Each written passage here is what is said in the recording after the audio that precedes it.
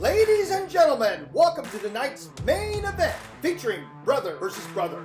In the red corner, from Indianapolis, Indiana, an ER doctor, a Christian, a Republican, Dr. David Blank. And in the blue corner, hailing from San Francisco, California, a computer scientist, an atheist, a Democrat, Dr. Doug Blank. Now it's time for the Blanks to rumble!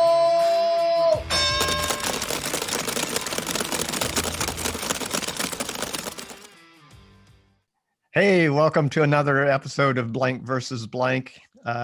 Today we're going to talk about, today is, what is the date? January 17th. January 17th. And today we're going to talk about the week coming up, which has a lot of things that are going on and a lot of things that might potentially be going on. So stay tuned.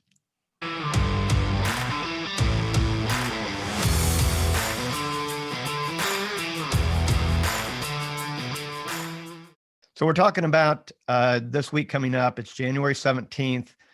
The inauguration of Joe Biden comes up on the 20th, which is Wednesday of this week. How do you think this week is going to pan out? There's a lot of talk and there's a lot of stuff on the internet and a lot of things that seem to be more up in the air than they should be on a week of an inauguration. Yeah, so it's good to hear you say that Joe Biden is going to be inaugurated on the 20th. Thank you. There's a lot of people that say that that is not going to happen, even at this late stage. There were some articles in the, I think the New York Times pointing to, and this, I am not in any of these bubbles, so I only know what, we barely go outside. So we're not involved in any religions. We're not on any newsletters. I'm not involved in any Facebook groups. So my knowledge of, what is happening in middle America is coming from newspapers and television sources. But I get a sense, if you dive down into some of the Facebook links that they have in the newspaper, it looks a little bit scary. There are people that still believe that there is a way that Donald Trump could still become president. And so I'm really worried. I'm not worried about Washington, D.C. I think if you see what's going on with the National Guard and like in this morning's Washington Post, they had stopped a guy with a gun, and it's unclear as to whether he really had bad intentions or he was just forgetful. But I'm not worried about Washington, D.C., but I am worried about all the other 50 states in the union, about what kind of violence could happen, because there's still a lot of angry people. They didn't stop being angry on January 6th. Yeah.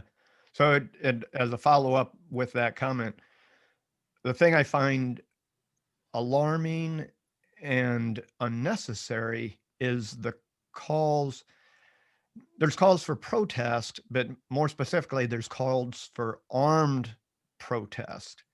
And I've said it before, and I'll say it again, even though you may live in a state where open carry is legal, when you go to a protest, I find that it is counterproductive for you to carry.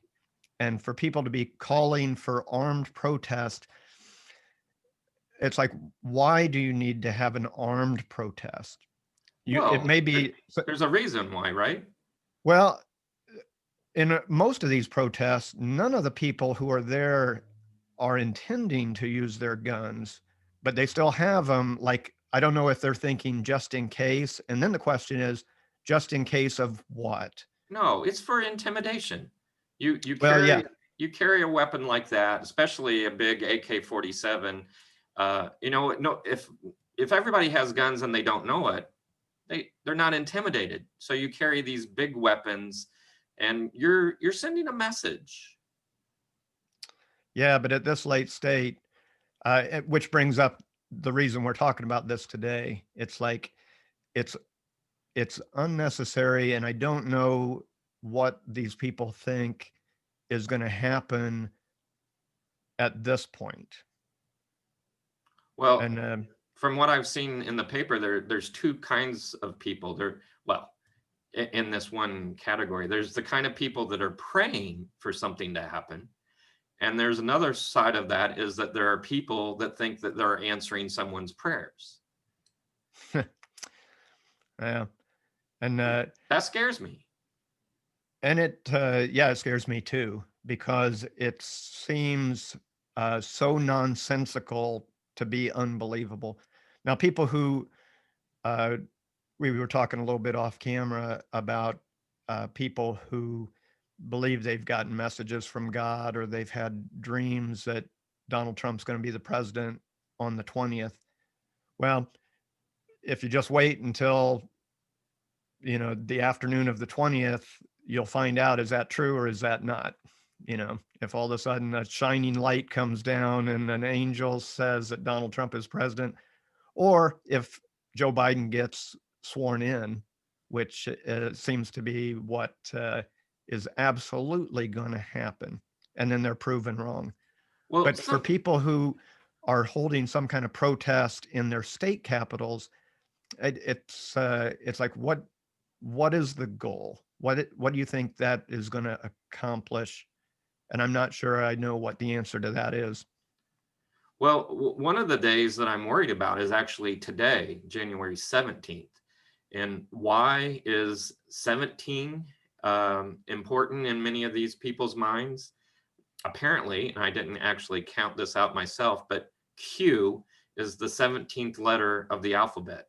Of course. I mean, it really does scare me. And it does tie some of the ideas that, you have religion on one hand, and you have, faith in God, and God being able to do some amazing things. And you have conspiracy theories, and you have, these ideas of that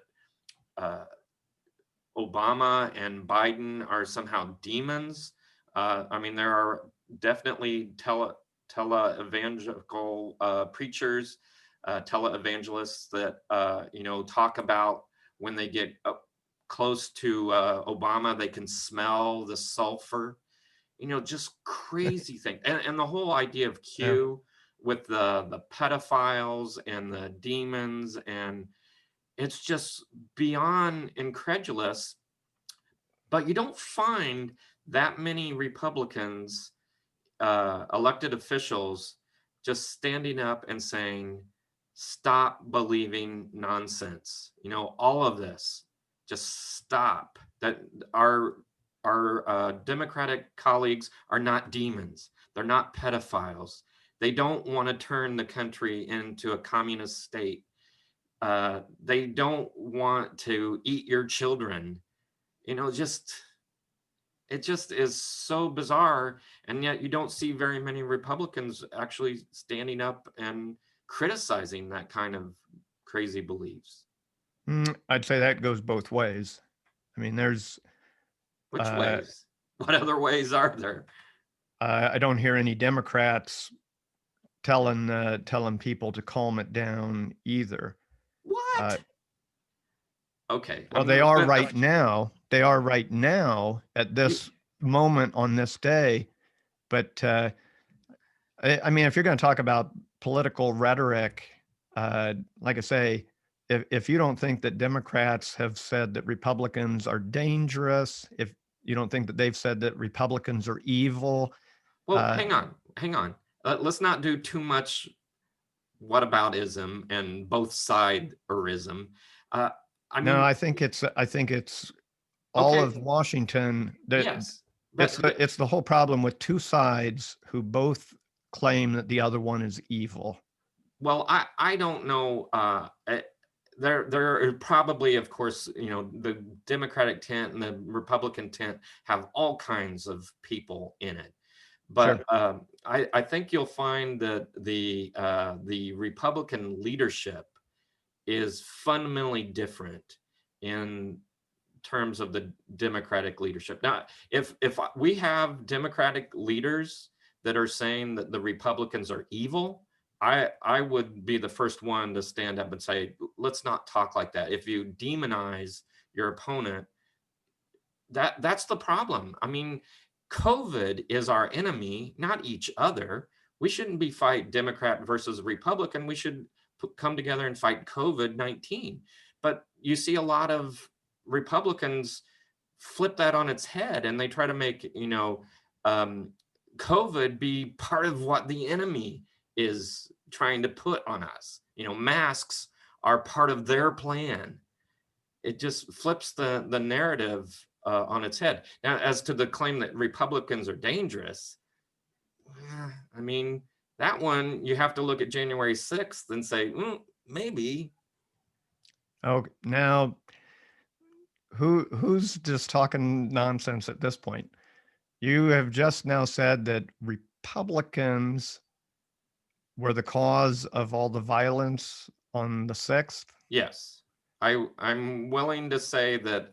Well, you specifically said Republican leaders and Congress were responsible for that. Well, I'm talking about their rhetoric and then the violence that comes out of that. Yeah.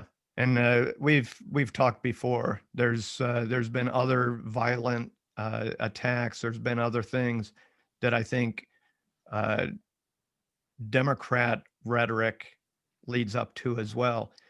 If you can't see that Democratic leadership uses the same language in the same ways, then I think you're not paying any attention, or you're just looking through your rosy glasses. I believe that this is equal in any way, shape, or form. I think, and I think that's something that you need to work on. I can clearly see that Republicans use that language all the time, but I also see Democrats use that language all the time. Okay, if we can talk about that, but what we're talking about now is we're talking about the week of inauguration. We're talking about violence that just happened in the worst storming of the Capitol in 100 and 200 years, maybe more than 200. This was on a scale that hadn't been seen since like 1812 when we were at war with England. This was something. Well, this was something that we just had happen. Right. And, right. This was something. So okay, maybe you don't want to call it a Republican insurrection. Maybe you don't even want to call it a Trump insurrection. But there were a lot of Trump people there. There were a lot of Republicans there. There were a lot of Proud Boys. There were military people. There were police. Some police on both sides storming and trying to prevent. Yep. Nope. And it should not have happened, and it should not happen again. Yeah. So on Inauguration Day, I think it's just going to go without a hitch. I think that there are clearly enough police there. There's enough. It's unfortunate that we've got a Capitol full of National Guardsmen, but at this point, I think that it's going to go without a hitch, and we'll move on. Well, I hope you're right, and I hope that's true throughout the other 50 states. But can I ask you one question? Sure. What do you think was going on in Trump's head the morning of January 6th? On the day of the riots? On the day of the insurrection. Yeah. So I still think that he still believes, or at least believed at that point, that if they could stop that count, that gives them more time to try to some other legal maneuvers or something that is still going to somehow pull out a whole bunch of votes in a whole bunch of states that somehow is going to turn this around. And, I think he really believes that I agree with that. Yeah, I think that he believes there are thousands of votes that could overturn this election. The problem is is believing that and proving that are not the same. And the courts, he went to court just like he should if he has some grief with or a beef with what's going on. And the courts looked it over and did not find enough to validate it. 61 And times, 61 court cases. a bunch, yeah, more times than you can shake a stick at. And I think there maybe been one little technical case that he won, and all the rest of them were not only lost, but lost with some force. So Yeah. For example, telling the lawyers that if you do this again, you're going to lose your license. That kind of, yeah, that'll get your attention. The type of thing that'll get you disbarred. So when you said that he encouraged people to go down to the Capitol and stop the official recognition, the counting. Well, yes, but I think that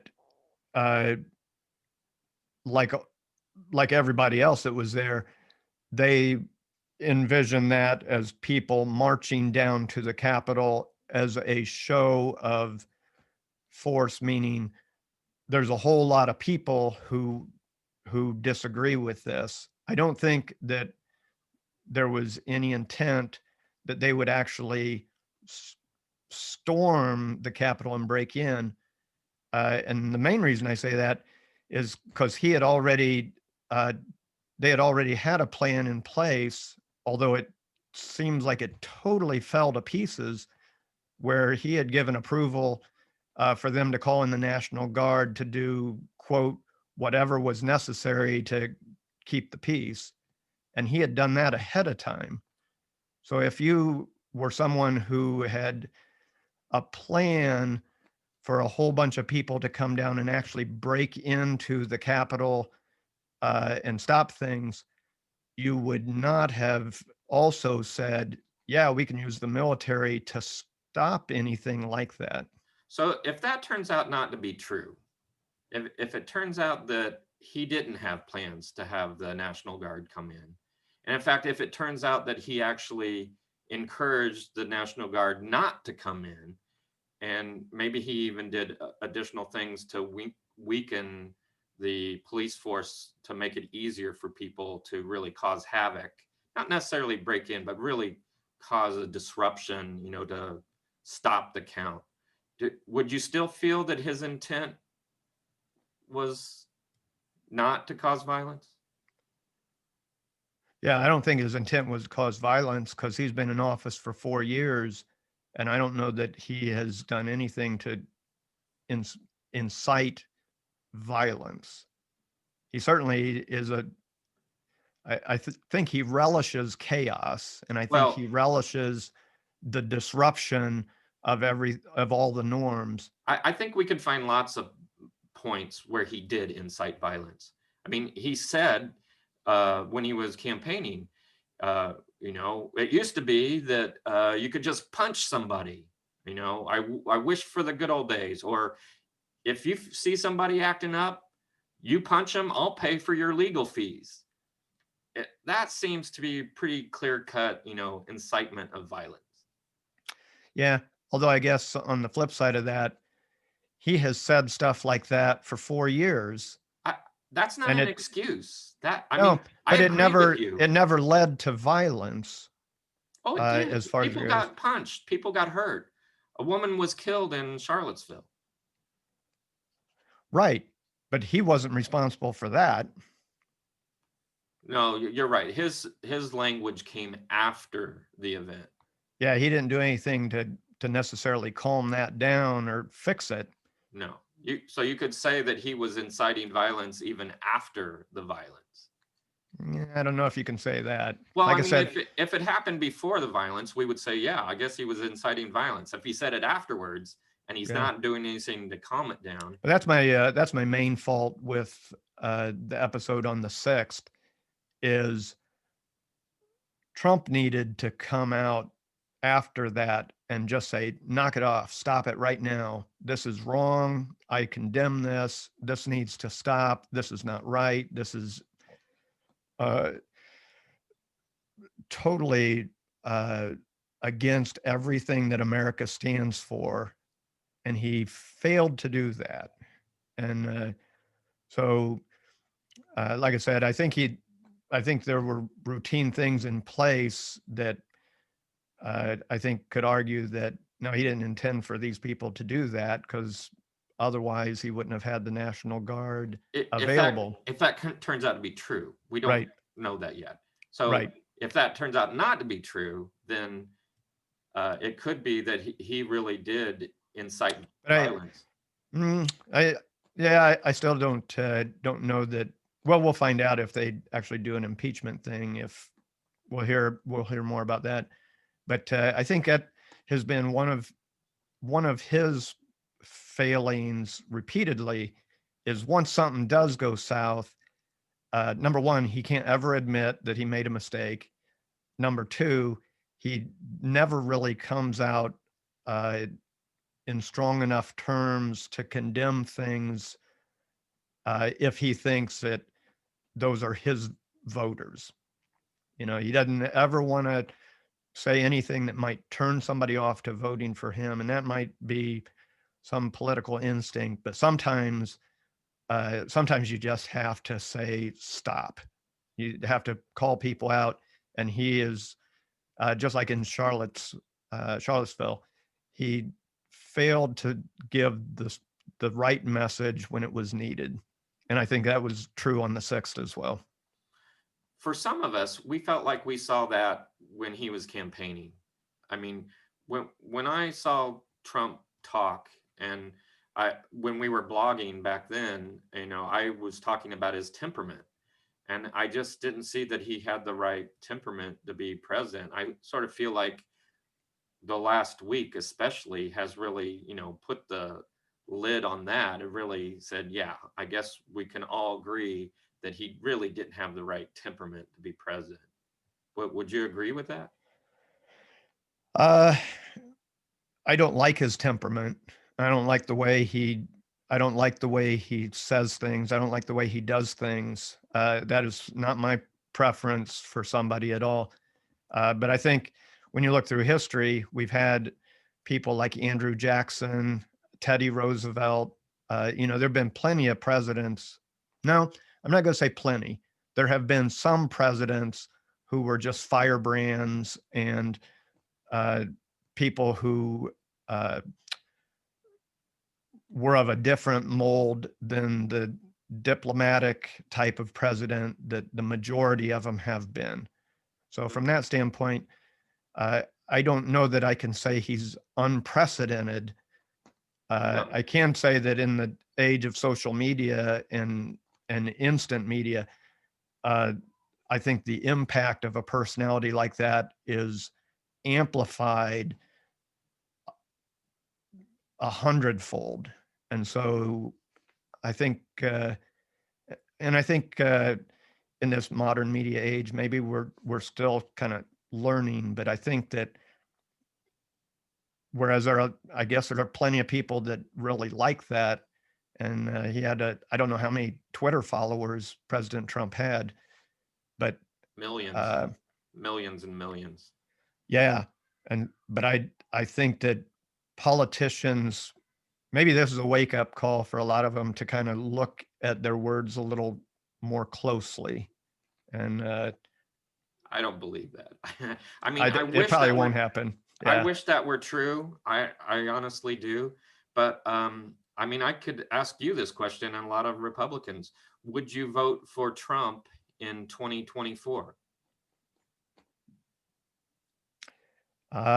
If it's depending on who it is, who he's running against, I might. I mean, I don't know about you, but I don't actually see all that much difference between any of the Democrats that ran for presidential in the primary and Biden. I mean, Biden's pretty middle of the road, but even if you took the most extreme Bernie, I don't actually think that I mean, just because of the way the system is set up, that they wouldn't be able to do too much different. So I don't know So you think it actually matters whether it's Kamala Harris versus Trump versus Amy Klobuchar, or Yeah. I don't know, pick anybody. Yeah. Yeah. But So the more interesting question, and maybe we'll do another blog on kind of where the future heads, but we'll see if and there's actually a few things even related to impeachment, whether Trump is even going to be on the stage in 2024, if that's even a possibility. so yeah, so first of all, if he were, would you vote for him? And in what scenarios would you not vote for him? Oh, there's probably too many variables to put into place. He'd have to make it through the primaries again, and he No, now no, I has, know, but you would vote for him again if he ran for president yeah, after all of this? depending on what the scenario is. Really? I Yeah. mean, what does a president have to do in order to lose your vote? If having a lead up to an insurrection and not condemning it, if that's not enough, what is? Well, he did condemn it. I don't think he condemned it in the right way and in the strong enough terms. But yeah, I mean, if you think he didn't condemn it at all, then you didn't watch any news or anything. It was that the same video that he told everybody that did it he loved them? I don't know if he said that he loved the people who did it. He loved the protesters that were there. I mean, you got to. I see. Well, I mean, details matter, and sometimes you got to look at the specific words that people say. But I think this is a good place to wrap this one up. Okay. Well, I can And then tell you that I would not vote for Trump. you didn't vote for him the last time or the time. I mean, you'd never vote for Trump. That's not true. If he said the right things, I would completely vote for him. I think that is complete nonsense. I think you really don't know who I am, and I don't think you know what my values are, if you were to say that. Well, you would vote for Trump if Trump had all the same stance as, say, Bernie Sanders, but you wouldn't vote for Trump saying all the things that Trump has said ever. I'll tell you what, how about next episode, I'll speak for me and you can speak for you. Sure. I just think that is utter nonsense, and we'll leave it at that. I know you think that that's utter nonsense, but that's your opinion of me. That's not what I would say. Yeah. Well, if I said, yeah, I'd vote for Bernie Sanders in a heartbeat if he said the right things. I think there's a lot that you have in common with Bernie Sanders. Okay. Now we'll finish things up. Okay. So I will see you next time, brother. Okay. Take care. Always fun. Stay healthy. Yeah.